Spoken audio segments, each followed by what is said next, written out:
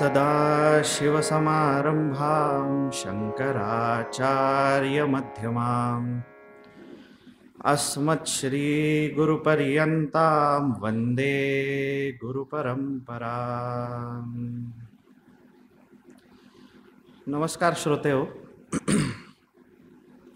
खूप वर्षांपूर्वी एक राजाची सभा भरली होती.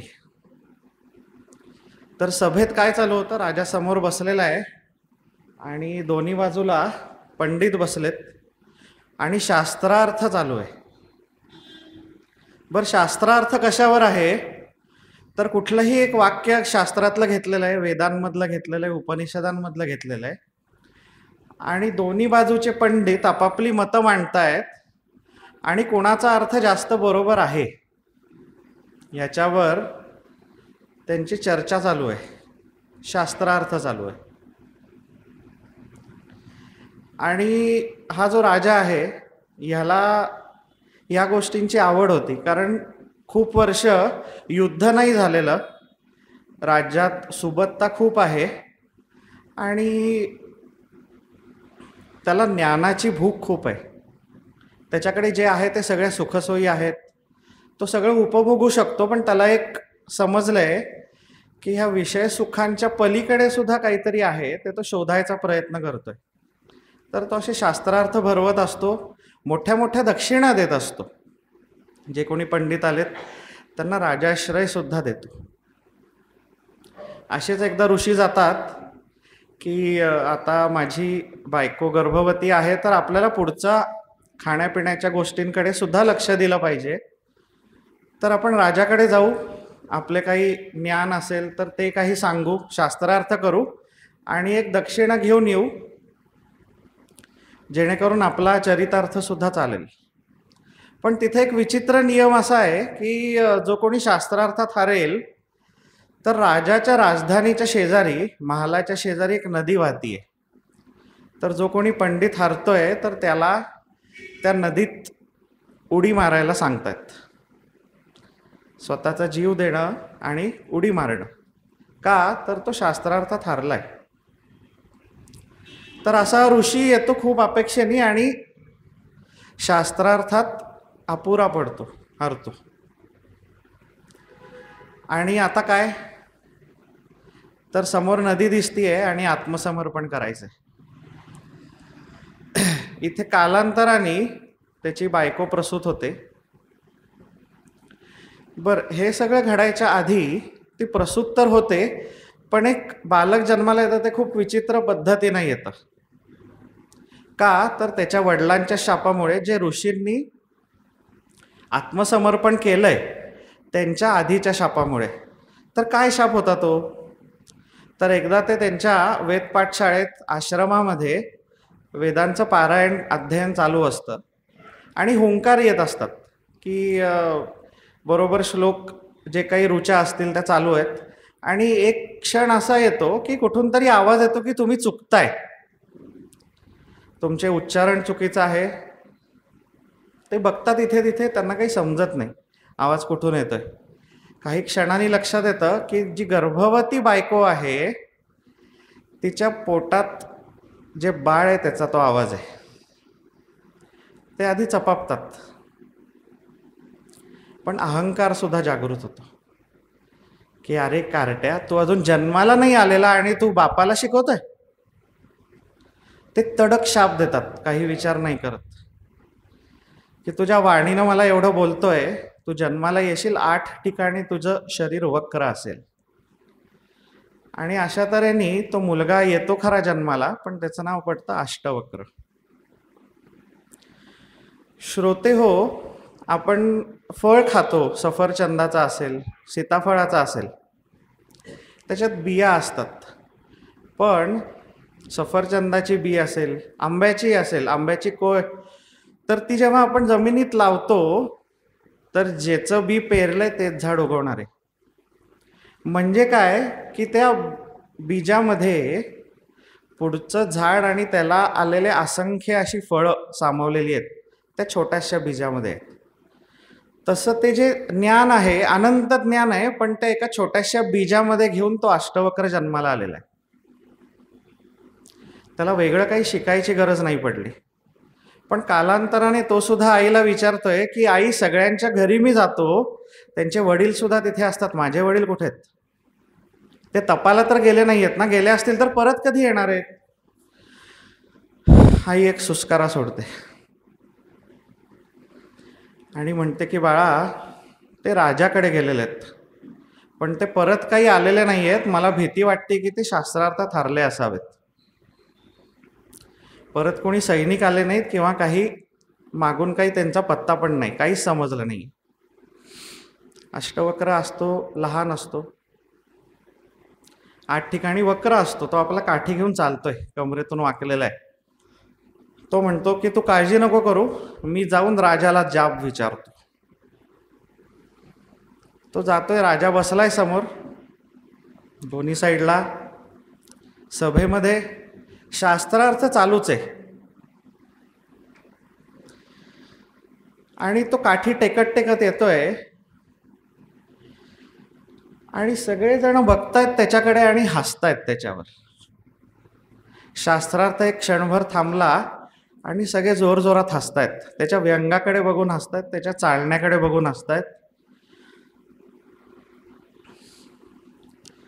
अष्टवक्र सुद्धा एक क्षण बघतो, सगळ्यांकडे बघतो आणि तो सुद्धा जोरजोरात हसायला लागतो.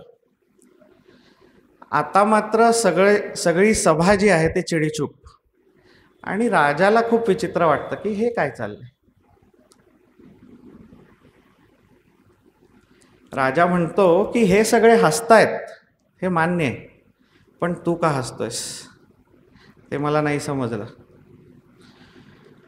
त्याला अष्टवक्रचं उत्तर असं आहे. अष्टवक्र म्हणतात की राजा, मी इथे आलो होतो शास्त्रार्थ करायला, विद्वानांना हरवण्यासाठी आलो होतो, माझ्या वडिलांचा पत्ता शोधण्यासाठी आलो होतो, पण इथे सगळे पुस्तकी पंडित भरलेले आहेत, आत्मज्ञान कोणाकडेच नाहीये.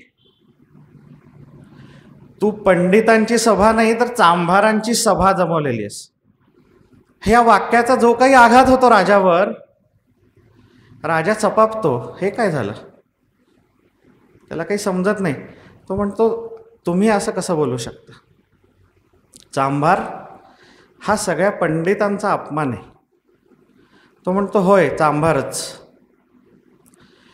एखादं मेलेल्या प्राण्याचं कातडं येतं चांभाराकडे आणि त्या प्राण्यांच्या कातडीच्या गुणांनुसार त्याचं काय बनवायचं हे तो चांभार ठरवतो. काहींची बसकणं बनतात, काहींच्या पायातल्या वाहना चपला बनतात, काहींचे बेल्ट बनतात, अजून बऱ्याच गोष्टी असतील. तसे हे पंडित असेच आहेत. त्यांनी फक्त माझा वर्ण बघितला, माझ्यातलं व्यंग बघितलं आणि माझ्यावर हसतायत. पण ह्या सगळ्याच्या आतमध्ये जे ज्ञान आहे, जे आत्मज्ञान आहे, त्याचं कोणालाच काही पारख नाही आहे, कोणालाच समजत नाही आहे. हे ऐकून राजा चपापतो. तो म्हणतो की मी ज्या गुरुची शोध घेत होतो, ज्या ज्ञानाचा शोध घेत होतो, तो फक्त हा माणूस मला देऊ शकतो. अष्टवक्रच फक्त मला देऊ शकतो. राजा पायावर पडतो, माफी मागतो आणि म्हणतो की मला उपदेश कराल? तो म्हणतो, माझे गुरु बना आणि मला उपदेश करा. मंडळी, आपण जर सनातन इतिहास बघितला, बरेचसे आपले उपनिषद आहेत, वेद आहेत, पुराणं आहेत, खूप कमी असे प्रसंग घडलेत की एक पूर्ण असा गुरु कोणाला तरी मिळालेला आहे आणि तेवढाच तयारीचा शिष्य सुद्धा मिळालेला आहे. इथे जो राजा आहे, राजा सगळं उपभोगून बसला आहे आणि त्याला आता माहिती आहे की ह्याच्या पलीकडे काहीतरी आहे, त्याचा शोध घेतोय. तो कुठल्याही ह्याच्यात अडकलेला नाही आहे. आपल्याकडे उपदेशात्मक बरेचसे ग्रंथ आहेत. भगवद्गीता आहे, जी युद्ध समोर चालू आहे, शत्रू उभा आहे आणि भगवंतानी कृष्णाला सांगितली. कपिल गीता आहे, जी स्वतःच्या आईला कपिल मुनी सांगतायत. यम नचिकेताचा संवाद येतो कठोपनिषदामध्ये. छोटासा मुलगा आहे नचिकेत, मृत्यूच्या दरवाजात उभा आहे आणि तो यमाला जाब विचारतोय, प्रश्न विचारतोय यमाला पर्याय नाही आहे उत्तर देण्याशिवाय. ह्या प्रसंगानुरूप सांगण्याचा जो प्रवाह आहे, जे ज्ञान आहे त्या पद्धतीनं प्रवाहित होते या प्रत्येक ग्रंथामध्ये. पण या इथे जो उपदेश होतो, अष्टवक्र राजाला उपदेश करतो, हा काहीतरी वेगळा आहे. इथे राजा ज्ञानी आहे आणि त्याला सगळं माहिती आहे. त्याला फक्त एवढंच सांगायचं की बाबा तू तुझ्या गंतव्याला पोचलेला आहे, आता फक्त गाडीतून उतर आणि घरी जा. तेवढंच उपदेश करायचा आहे. दुसऱ्या दिवशी अष्टवक्र येतो आणि राजा स्वतःच्या सिंहासनावर अष्टवक्राला बसवतो, स्वतः त्याच्या पायापाशी बसतो. हा राजा कोण होता? तर हा जनक राजा होता. आणि ह्या राजाचा अष्टवक्र आणि जनकाचा संवाद हा अष्टवक्र गीता म्हणून प्रसिद्ध आहे. सुरुवात कशी होते? जनक प्रश्न विचारतोय.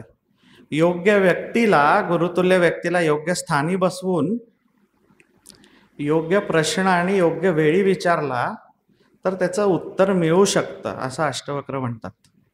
तर त्यांनी या सगळ्या क्रायटेरिया आहे, रिक्वायरमेंट फुलफिल केल्यात.